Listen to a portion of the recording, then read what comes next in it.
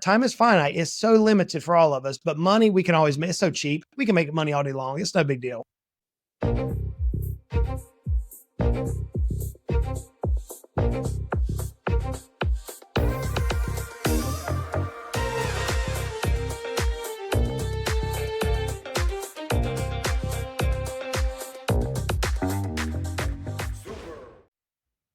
Welcome back to Super Entrepreneurs Podcast. I'm your host, Shahid Durrani, the show where we dive into the minds of high-performing entrepreneurs, innovators, and world-class leaders.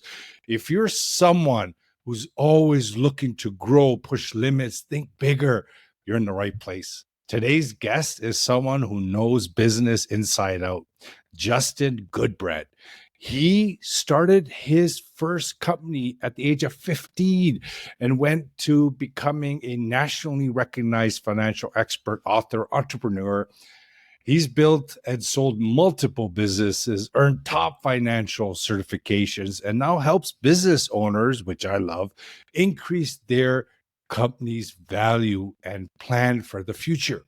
Welcome to our show, Justin. Hey, brother. Thanks for having me. I'm looking forward to this conversation.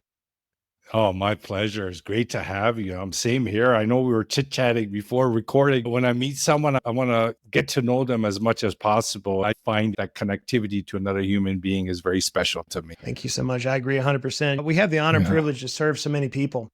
And those of us behind microphones, even though we have a platform, there's thousands, if not millions of others who don't have the microphones that literally is just trying to stumble our way through life.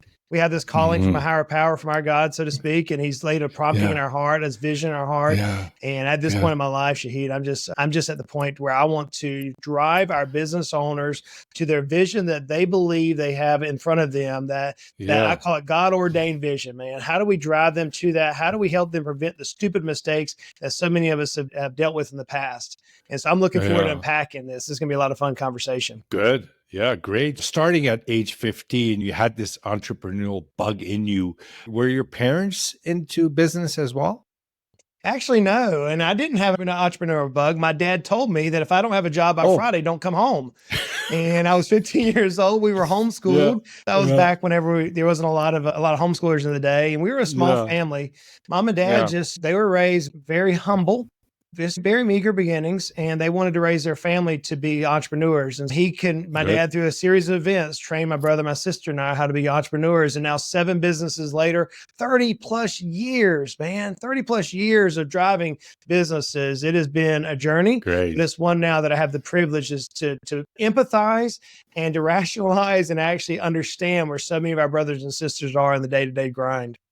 Definitely, you don't look like someone that's been doing it for 30 years from where I am. You seem much younger, but that's a tremendous experience. Obviously, is because of the fact that you started so young, right?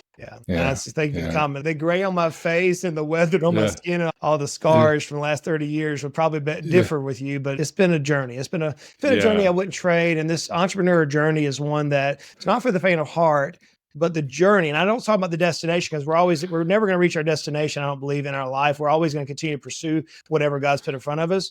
But the journey itself is so amazing. It is so amazing. It's so beautiful. All the toils. Absolutely. Well said. Yes, well said. So beautiful. Is there any kind of lesson that you could share with others that you picked up at a young age, starting a venture, going into self-employment per se, that influences what you do today? Absolutely. There was one key point in my life to where I was about 20 years of age, and my teacher at college had just told me I was dumb as a box of rocks. Exact quote, "You're dumb as a box of rocks." And I turned around in the typical 20-year-old response, and I said, "No, I'm not. In fact, one day I'm going to have a New York Times bestseller." That's literally what I told her. She's, "Dude, you can't spell worth a flip." And she's right. I can't even spell the word flip. I cannot spell. And so I'm like, "No, I'll do this."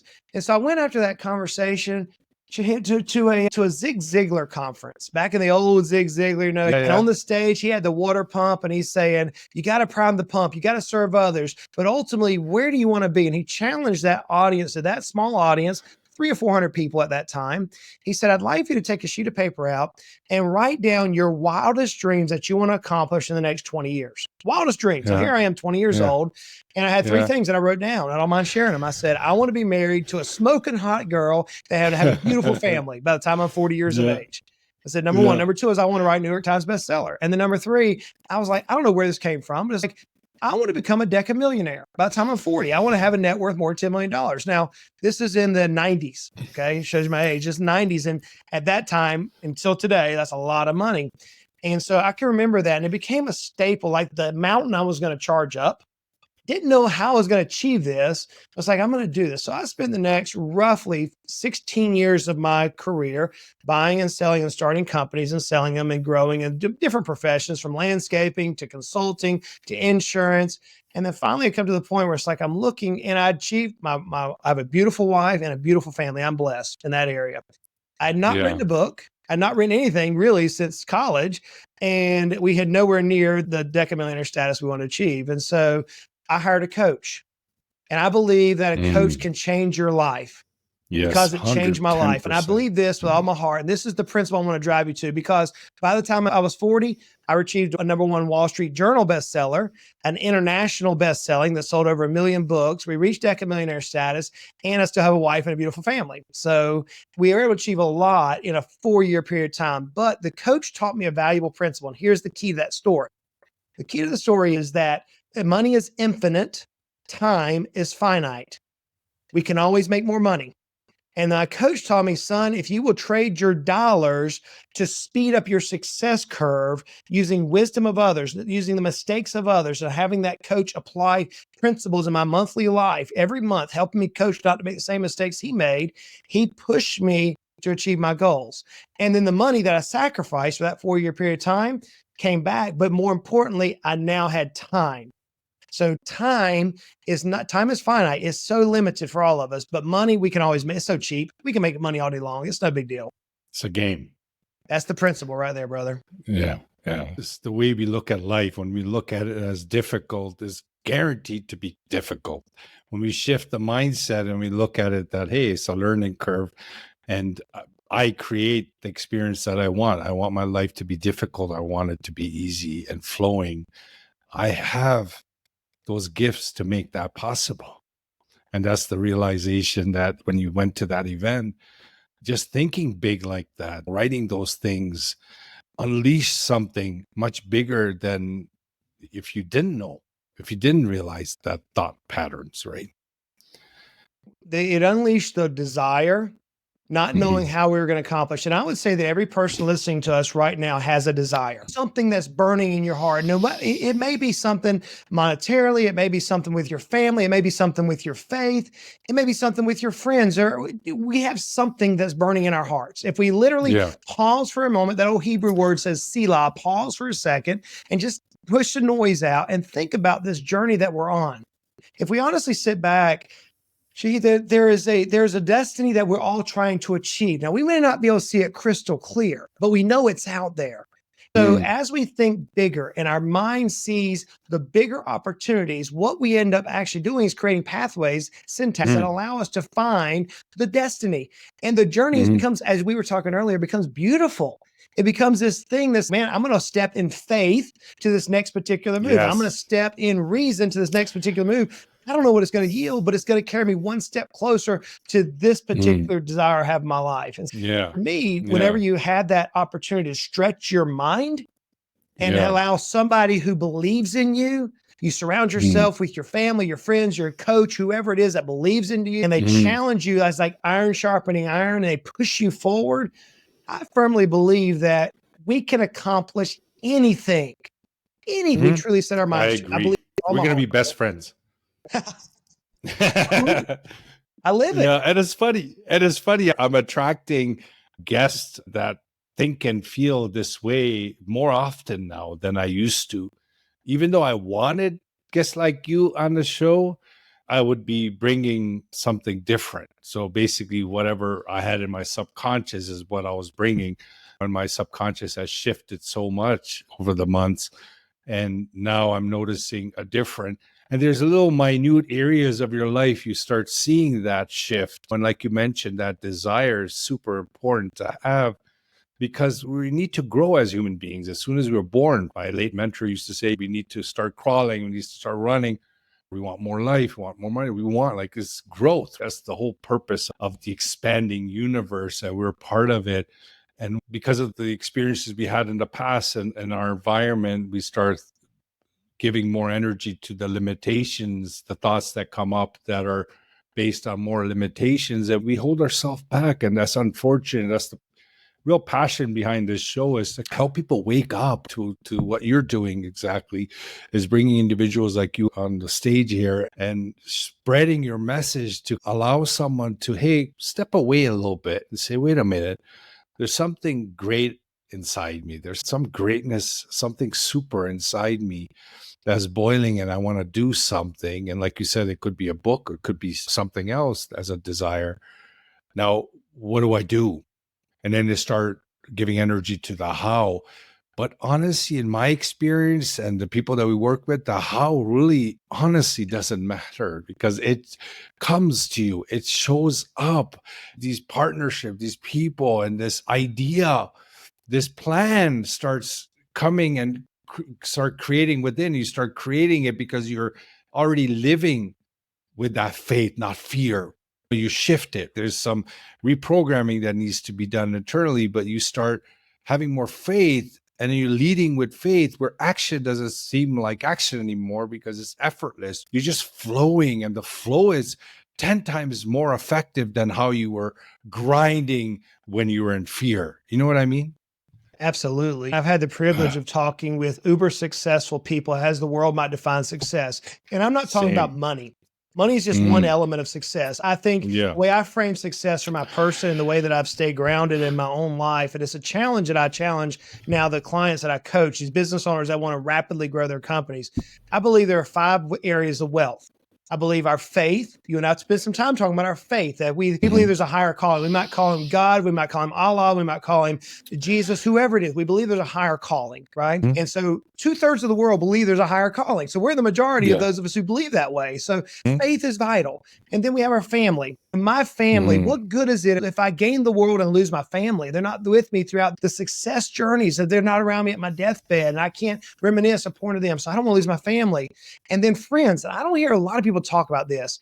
You said friends. We have to have ourselves surrounded with friends who can encourage us along this journey, who are not employees. They're not our pastors or our bishops or our priests or our rabbis or none of that. They're friends that you can go play golf with or go hunting and fishing with, and you just love them. And then you got to have your fitness. We got to stay healthy, because what good is money if you can't enjoy the money? Or what good is your fame if you can't enjoy the fame? Or what good is your family if you can't play with your kids? So you have to have your fitness, and you have your finances. To me, that's the least important of everything, is finances. The world seems to adopt it around a different way. And so what we do is we put this mystical thing out here money-wise, and like we're going to pursue it, when the reality is it comes back to as we think, so we are. It's said a couple of different ways. Henry Ford says, if you think you can or think you can't. Napoleon Hill wrote this book, Think and Grow Rich. Scripture says, as a man thinks, so is he. As a person thinks, so is he. Right. So it all starts with this framework around what is your syntax? What is your faith in this journey? The how, which so many of us want to get caught up in, how did you do it? Yeah. Everyone is caught up. What worked for me is not going to work for you. There's a framework and there's a methodology. And I can tell you some secrets if you want to know. For deca-millionaires, I talk to them literally every day. And things like, don't turn the TV off or pick up a book. That's the simple framework. Do that, and it's going to lead to success. But in the end of the day, it's a simple principle that I learned on the farm, and that is this: you're going to reap what you sow. Every time you throw a seed out, it's going to turn back something. And if it lands on the soil to which it can permeate, it can grow, it will yield you. So if I throw some corn out, I'm not going to get okra. I'm just not. Even though I like both of them, I'm going to get corn. It's interesting. If I put one kernel of corn in the ground, I'm going to get back typically 2 ears on that one stalk. But whenever I plant it, I'm not going to reap it the next day. I'm going to reap it perhaps a season later. I'm going to sow it in the spring and reap it in the summer. I'm going to sow it, I'm going to reap it later than I sown it. And so we as business owners, or we as humans who are trying to drive to that destination, we want in our Western culture today, instant gratification, instant result. We want this mindset, and we forget that, hey, look, Justin Goodbread sitting here now, mid-40s, almost 50, saying, I spent the last 30 30 years, reading a book a week, going to conferences, investing in my mind, not the house, the mind first, and keeping my eyes on a vision, on a clear destiny. And in this journey, every part of it, was it always beautiful? Heck no. Lawsuits, issues with employees, issues with clients, near bankruptcy several times. It is tough, but the journey, this journey to that destiny, that whatever that destiny is in your future, it is so precious and it is so beautiful. Precious. And it shapes us to who we are. And ultimately it shapes us, get this, so that we can serve others. Yeah. That's what it shapes us for. Yeah. Yeah. And when you lead with that value, it's so amazing what you're saying. And it is so close to heart. And that's why we need more of this type of conversation out there in the business world. I feel that grinding, the hustling, it's so 2019 and earlier.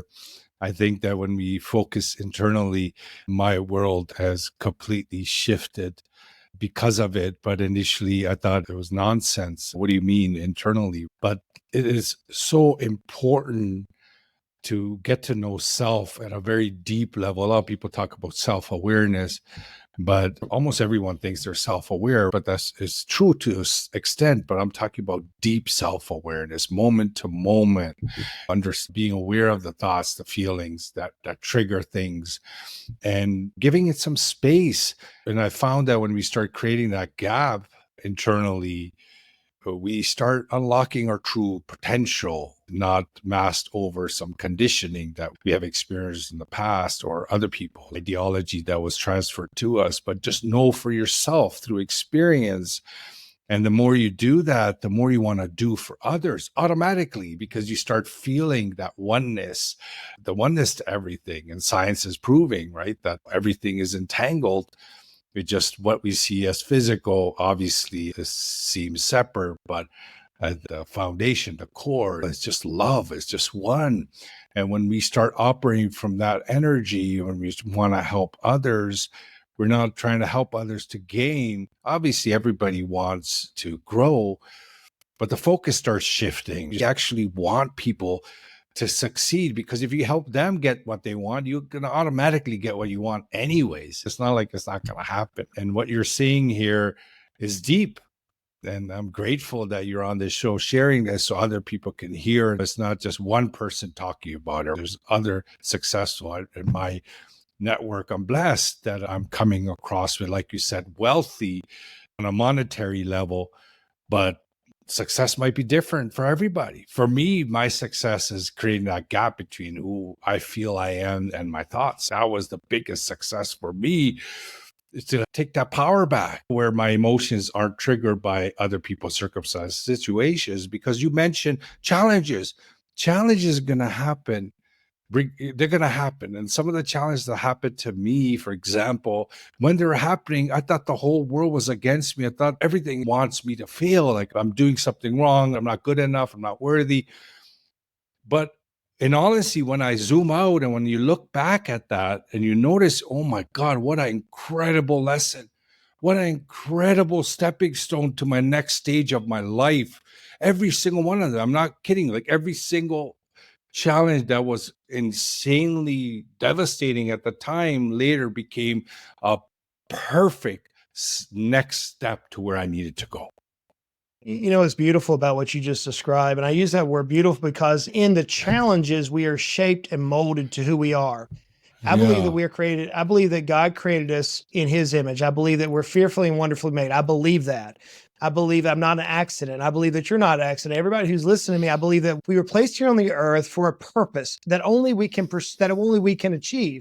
The way I say it to my children, the way I talk in my microphone on my podcast is God has created us for what he's created us for. And he's preparing us for what he's prepared for us. So all this journey and all this chiseling and this sacrifice and this pain and this hurt and this deep emotional devastation that we all face. We're not isolated on an island. One of us face this. It's ultimately to equip us and to protect and equip us and prepare us for what we are prepared for. My dad, I grew up on the ocean in South Georgia, here on the East Coast of the United States, and we would go out in the boat. And my dad used to make this statement. I didn't understand it, but now as I've got a little bit more age, a little bit more gray hair, I understand a little bit more. He would say, son, calm seas never make good sailors. In other words, whenever the sailors were placed into tumultuous areas, tumultuous waters, they learned how to navigate at a different intensity level than ever before.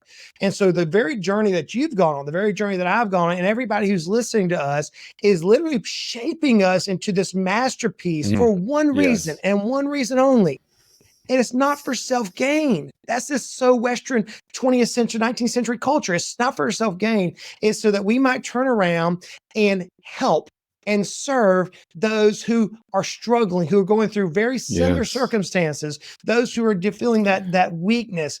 And the way I say it in my simple South Georgia country boy style is I say it this way. Look, guys, if this country boy, born and raised on a dirt road, who barely liked to put tennis shoes on his entire life, can be used for what God's allowed me to do in my life over this last 30 years, anybody can do anything because I know me. Yeah. I'm not special. Yeah. I'm not the sharpest person. Same here. I can't spell, man. I can't spell worth a flip. I have so many weaknesses.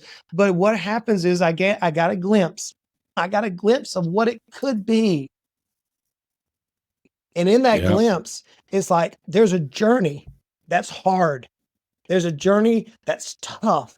There's a journey that has a way of, just like this, the mason would take a chisel and shape that piece of granite into the beautiful masterpiece that we see all over our world. It chisels us and it refines us and it brings about this masterpiece that when we sit to a point at a different level, we say, it's not me. I didn't do this. You don't understand. My team helped me. My family helped me. My friends helped me. God helped me. My faith helped me. It wasn't me. You don't understand the journey of just one of them. And by the way, if I can make it through it, you got this. Yes. You got Anyone this. can. So much as when I'm on the microphone, I'm talking to business owners, just, dude, I know how hard it is. I know how tough it is. Take a step back, pause, reset your vision. What is it that you're designed for? What is it that you're really trying to achieve? Not the service or the product, not the money, not the clientele, not the prestige. What is it you're ultimately trying to do? What was it like in the infancy of your business? What was it like in the infancy of your life? What was that 20-year-old dream you had? Like my Zig Ziglar dream, whatever it may be. Let's reconnect with that. Now, look at how you've been molded to this particular point to serve the person you once were. Look at how you've been molded to help that person who's following your footsteps, and now lean back and work with them. And as you do, you know what's going to happen? It happens every single time. You're propelled exponentially forward to your next journey. It's amazing how the God set this world up for us. Beautiful system. Beautiful system. And I love that word as well. I use it a lot. It starts happening automatically because you hear a lot of people use the word beautiful when they're happy or fulfilled or grateful. But it is definitely a beautiful experience for us to have, to be able to create, to help others. And like you mentioned, when you start becoming that aware of yourself and what's going on internally, you automatically want to help others because you see the struggle, you see what's going on, and you know that they can do it. Like for you, you have this passion that you want to help them because you see that whatever you're dealing with, whatever is happening is nothing compared to where you can go because you are a human being. That's so incredible. So I wanted to ask you a question about Financially Simple that you built, and it is to help business owners. But was there anything unexpectedly at the time when you're scaling it that was hard, launching it, scaling it, and how you actually pushed through that may help someone? The hardest thing I dealt with in my companies when I was building them and scaling them and then exiting them is removing my identity from the company. The single hardest thing I had to do. Because so many of us, we have blood, sweat, and tears. We have this vision that we have in our business of where it could be. I believe it's God ordained. I believe He gives us that vision of what we could do in the greatest servitude, humbled and walking in faith toward that goal. So I believe that with all my heart. This literally, I speak like this nonstop because it's who I am. And I believe in that journey. One of the things that so many of us as business owners that we mistake is it's our business, is look what I've done. And the reality of the circumstances, the business is nothing more than a wealth creation tool. It's a wealth creation tool to create wealth for the owner, for the employees, for the community, for the charities, for the clients, for the vendors, for everybody involved. That's all it is. Now, we are to do good work, and we are to provide good service, and we are to be reputable, and all those things that we know we just should do as business owners. But at the end of the day, it's a tool, just like a screwdriver or a hammer. It's a tool to accomplish a goal. And in this scaling journey, I'd already scaled several companies. So I didn't face in this particular company some of the challenges that I had faced in the previous companies, like how do I build systems, or how do I create marketing, or who do I loan them an avatar? None of those things that so many maybe in their first business would face. Those are academic. Those are easy to accomplish now at this phase. I can walk somebody through it, and that's what we do through our coaching programs. We coach business owners how to rapidly grow the value of their companies. But in my case, we reached a point, and this is not me being braggadocious, it's just a fact. We reached a point where I was taking 4 months off a year and making significant income. And the business was growing exponentially because we had built systems that could do that. Wasn't centered around me. And then during COVID, Shahid, my wife ended up being in the hospital. My wife was in the hospital, and we thought she was going to die. We actually had the conversation with our kids. Mom may not come home from this. Oh, no. We talked with our attorney, make sure all of our legal stuff's in place. And we spent 16 weeks not knowing what was going on. We had to have a surgery that had a very slim chance of success in it. And it was literally outside of our control. And during this conversation, there was two things that happened that I hope no one ever experiences. But when I say hard times, I'm saying hard times. We already dealt with miscarriages. We already dealt with death of friends and family and suicides and all those other things of immediate family members and various things. But this was my bride, man. This is my love of my life. Right. And here I am laid up in the hospital. And she's made a statement to me. She said, Justin, what's another $1 million going to do for us? She made that statement was not the money side. So please don't misunderstand me. It's not the money side. It was, are you focusing on the wrong thing? That's what she was asking me. My coach then said, Justin, if you had unlimited time and unlimited resources, what would you do tomorrow that you're not doing today? So literally the hardest thing I had to do was sell my baby. Because it pulled to a point, reached a point in my career to where my business did not drive me forward to the next chapter. I closed that season out, and God used her sickness to bring about something that I would not have walked away from, because it was beautiful. It was an unbelievable business, highly valuable business. Now, thank God today she's great. She's healthy, no problems. It was a miraculous turnaround, but God brought us to that particular journey of very difficulty where we had to face the reality that this business is not who we are. This is simply a step in the pathway. Okay. So I say that because several times now, as I'm talking with business owners, either when I'm on stage presenting, or they come up and line up, or they go through our systems or social media or whatever, they'll say, man, I just don't know if I should be in this business. Look at the bigger picture. You see, now where I'm at is, can I go out and create a 8, 9, 10-figure business? Absolutely. It's a simple process to do. I know the game plan. I could do it. Is it hard? Yes. But so is walking. When we first learned how to walk, it was hard. So it's not a matter of knowing it's hard. It's a matter of what's the calling. So for me, the hardest thing I dealt with in that business was saying, you know what? It's nice. It's good, but it's not the season now. We're going to let it go. And we're going to now step out in faith to the next step and do something I've never done before. And that is, I'm going to get on a microphone and I'm going to talk about my faith in such a way that tries to encourage business owners and tries to encourage my brothers and sisters around this great planet and say, hey, God has a plan for your life. Walk in faith toward it. He wants you to succeed bigger than your wildest imaginations. He wants you to achieve things that you haven't even thought about. In fact, one of the scriptures says exceedingly abundantly above anything you can ask or think. That's what God wants for your life. So for me to step out of this business world where I'm literally making good income, impacting people, and now be able to get in the microphone and say, oh my goodness, I'm going to speak openly about my faith. I'm going to speak openly and talk to people who are struggling and try to encourage them. Who am I? Who am I? I'm a country boy born and raised on a dirt road and live on a dirt road now in East Tennessee. I'm just a countryman. But now for some reason, brother, walking on that platform, it's beautiful today. Last 2 years have been grueling for me emotionally, physically, spiritually, every way you can judge it has been struggling for me because I was fighting the very calling to which God has ordained for this next season of my life. And so if you find yourself where it's grueling, may I challenge you to say, hey, am I really fighting the direction that I should be going? Maybe like I had to face, hopefully you don't have God bring you to the point to where your wife or your husband or your child or a significant other is literally on the doorsteps of death. Maybe it doesn't come to that point, but maybe in this story that I'm sharing, trying to be a little bit more authentic and vulnerable for our friends and brothers and sisters out there, that you can say, oh my goodness, maybe just maybe I'm not on the right path. Just maybe it's now time for me to reset and recreate and go to version 3.0 or 4.0 of your life. Great story. We have this nudge that happens. I can relate to it so much, but then we just think our way out of it and we make reasons why we shouldn't do it. And we try to go in a route that we think that should be the way.